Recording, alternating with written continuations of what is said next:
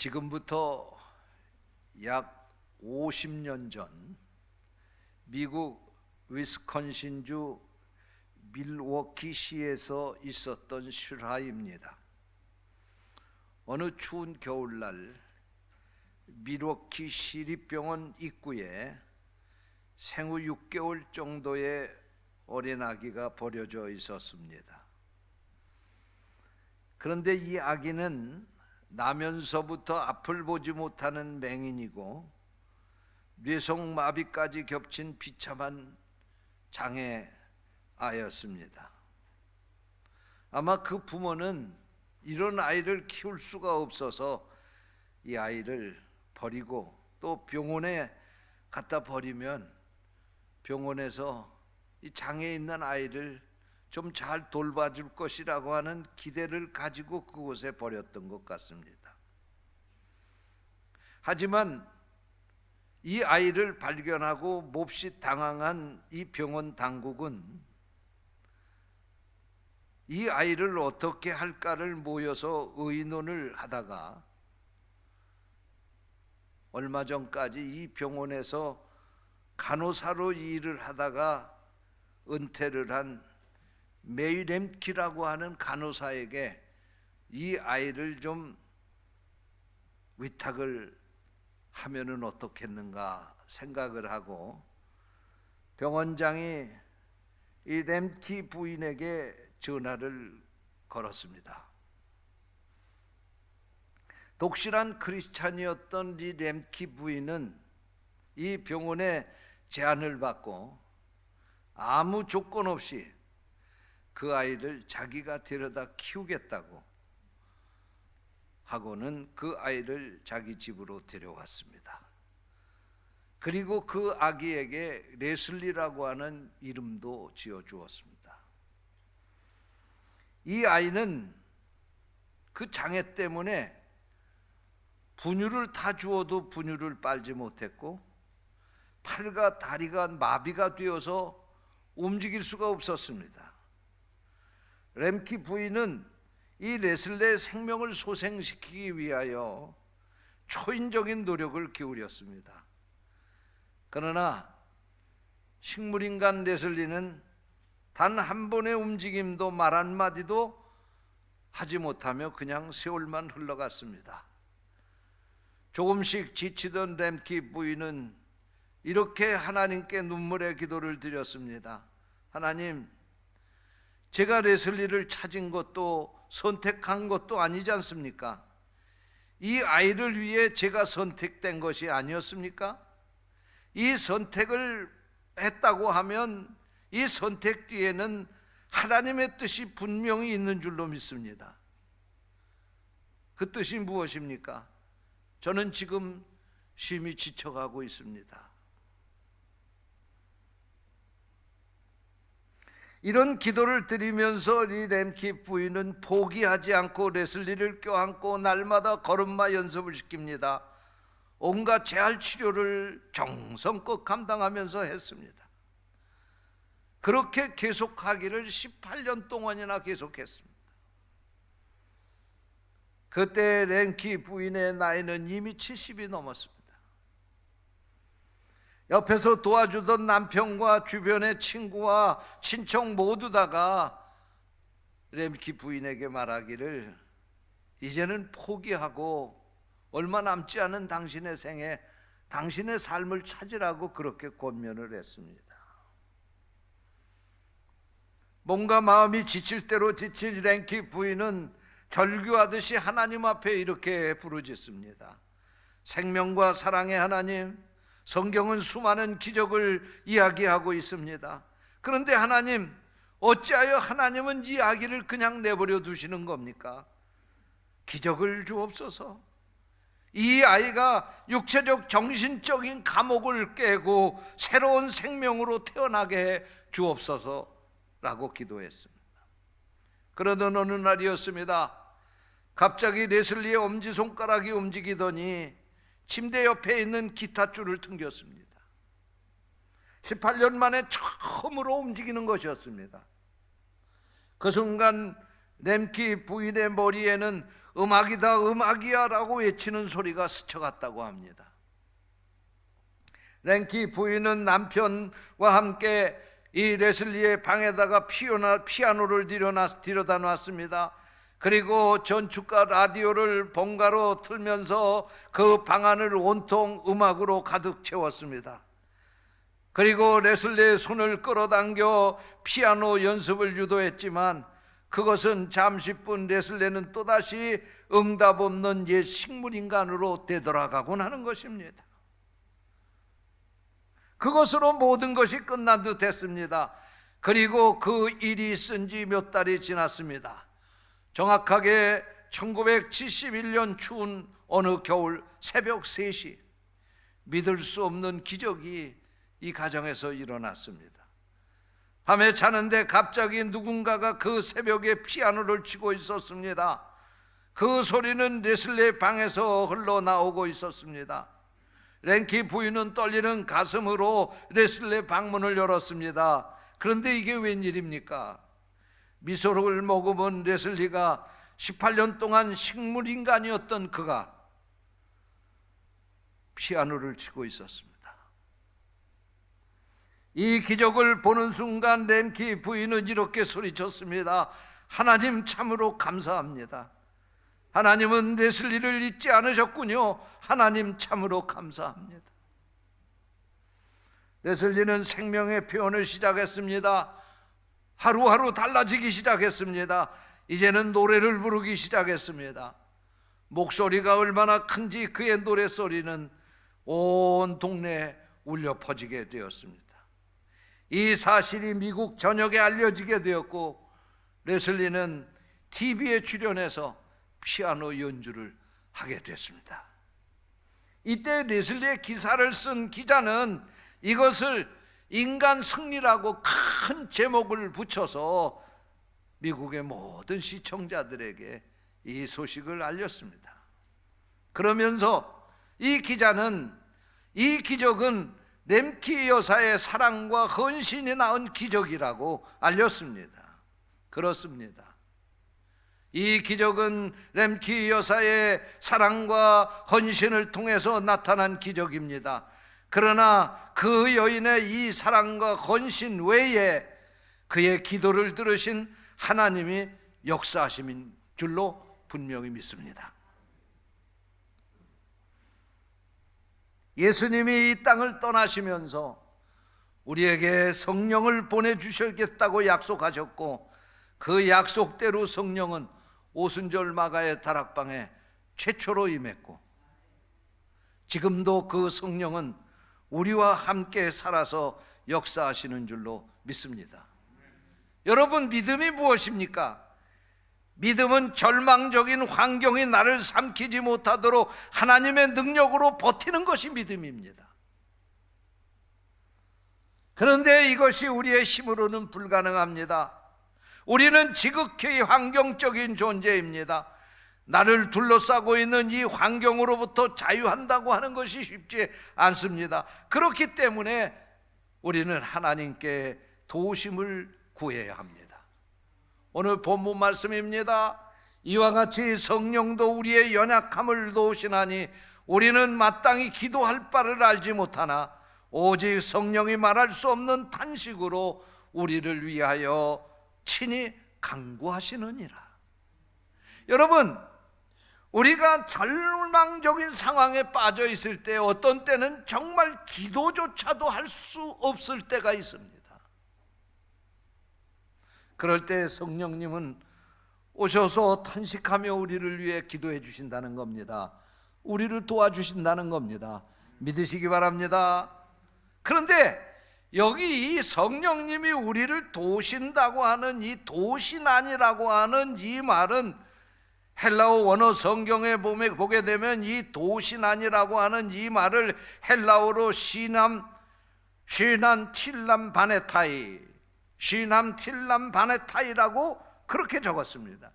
이 시난 틸람 바네타이라고 하는 이 말의 의미는 우리는 도우시나니 이렇게 간단하게 번역을 했지만 이 의미는 다른 사람이 내 손을 붙잡아 준다, 내가 할 수 없는 것을 함께 담당한다, 맞잡아준다, 그런 의미가 있는 단어가 바로 슈난 틸람 바네타입니다. 또한 이 단어는 시제가 현재형입니다. 그러므로 도와주신다고 하는 이 말은 과거에 도와주셨다가 아닙니다. 우리 인생이 살아가는 어느 날 어떤 문제에 부닥치게 될 때 그때 도와주실 거라고 하는 미래의 약속이 아닙니다. 이 단어는 지금 도우신다고 하는 현재 시제형입니다. 물론 성령님이 과거에도 우리를 도와주셨습니다. 성령님이 미래에도 우리를 도와주실 줄 믿습니다. 그러나 이 도우신 아니라고 하는 이 말씀은 바로 지금 이 순간에 우리가 도저히 이 상황을 어떻게 돌파할 수 없는 그 절망적인 순간에 성령님이 오셔서 우리를 도와주신다는 말씀입니다. 이 슈난 틸람 바네타이라고 하는 이 말을 더 쉽게 설명을 하면, 한 사람이 무거운 짐을 지고 가다가 더 이상 버틸 수 없게 되었을 때 갑자기 어떤 사람이 곁에 와서 그 짐을 같이 들어주는 경우를 말합니다. TV에서 뉴스를 하는데 어떤 선한 시민의 행동을 보도하는 그런 뉴스를 볼 수 있었습니다. 어떤 노인 할머니가 리어카에다가 폐지를 잔뜩 싣고 언덕을 올라갑니다. 그런데 힘에 부쳐서 이 할머니가 앞으로 올라가야 되는데 올라가지 못하고 자꾸만 뒤로 밀립니다. 그러자 지나가던 학생들 둘이 그 광경을 보고 얼른 그곳에 뛰어와 가지고 할머니를 밀어서 그 언덕 고개를 넘겨주는 그러한 장면을 기자가 촬영을 해가지고 보도하는 것을 봤습니다. 바로 그 광경, 그게 바로 슈난 틸람 바네타입니다.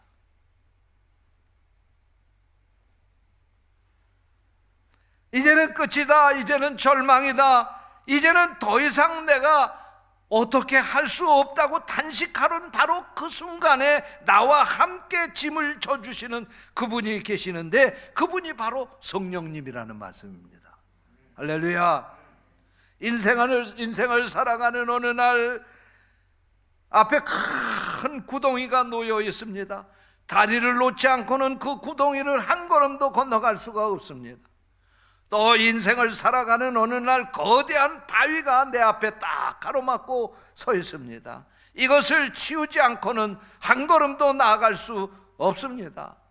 이처럼 내 인생에 큰 문제가 부닥쳐서 안타까워하며 쩔쩔매고 어쩔 수 없어서 발을 동동 구르고 있을 때, 내 힘은 도무지 미치지 못해서 이제는 나는 더 이상 여기서 길이 없다고 절망하고 상실한 바로 그때에 어떤 힘 있는 분이 구덩이 저쪽에 와서 다리를 놓습니다. 어떤 힘 있는 분이 바위 곁에 와서 큰 바위를 옮겨주는 겁니다. 이제는 갈 길이 보입니다. 인생의 문제가 해결이 됩니다. 그리고 이제 그 절망적인 상황 가운데서 희망을 가지고 다시 일어서서 가려고 할 때, 바로 나를 이렇게 일으켜 세우신 분이 성령님이라는 말씀입니다. 사랑하는 성도 여러분, 혹시 여러분이 인생을 살아가며 짐이 너무 무거워 절망하고 있는 것은 아닙니까? 성령님이 옮겨주실 것을 믿으시기 바랍니다. 또 영적으로 죄에 얽매여서 지치고 이제는 더 이상 방법이 없다고 생각하며 낙담하고 있는 것은 아닙니까? 성령님께서 여러분 곁에서 여러분을 도와주실 것을 믿으시기 바랍니다. 성령님의 별명이 보혜사입니다. 보혜사라고 하는 말도 도우시는 분이라고 하는 뜻입니다. 그러므로 보혜사, 즉 성령은 우리를 도우시기 위해서 이 세상에 오신 하나님이십니다. 우리가 부르는 복음성가 가운데 이런 복음성가가 있죠. 인생길 험하고 마음 지쳐 살아갈 용기 없어질 때 너 홀로 앉아서 낙심치 말고 예수님 품으로 나오시오. 평생의 모든 꿈 허물어져 세상의 친구 다 떠날 때 어둠에 앉아서 울지만 말고 예수님 품으로 나오시오. 어두운 밤 지나면 새날 오고 겨울이 가면 봄이 오듯 이 세상 슬픔이 지나고 나면 광명한 새날이 오네. 예수님은 나의 생명, 믿음, 소망, 사랑 되시니 십자가 보혈 자비의 손길로 상처 입은 너를 고치시리. 그렇습니다.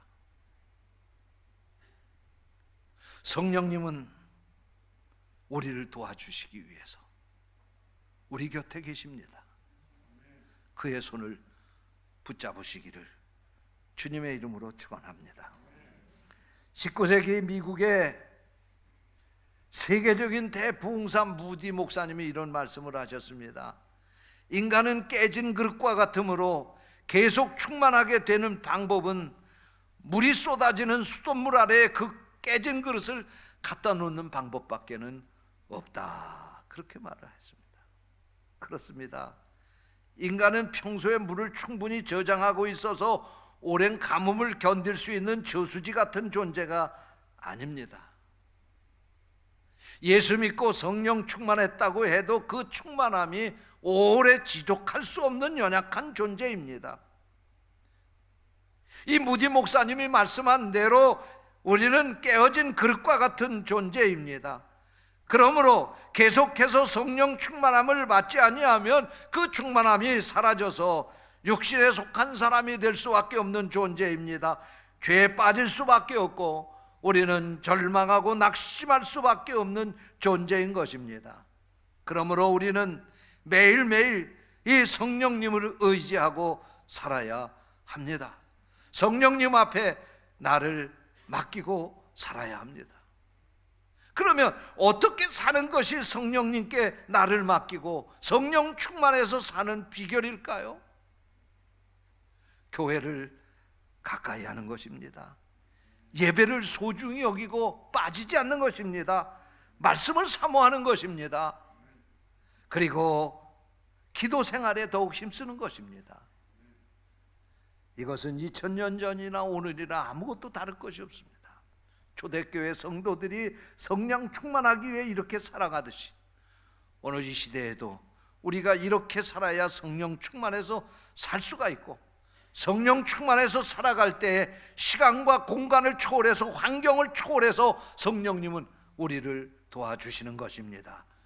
여러분에게 이런 은혜가 있기를 주님의 이름으로 축원합니다. 과학에는 중력의 법칙이라고 하는 것이 있습니다. 예를 들자고 하면 이게 쇳덩어리라고 합시다. 이 쇳덩어리를 여기에다 던지게 되면 이 쇠의 무게가 공기의 무게보다 더 크기 때문에 밑에 떨어질 수밖에 없습니다. 그러나 이 공기의 법칙을, 이 중력의 법칙을 이길 수 있는 또 하나의 법칙이 있습니다. 그것을 공기역학의 법칙이라고 그렇게 말합니다. 쇠가 무거워서 떨어지지만 그거보다도 더 큰 쇠로 비행기를 만들면 하늘을 날아다닐 수가 있는 겁니다. 그게 공기역학의 법칙으로 가능한 것입니다.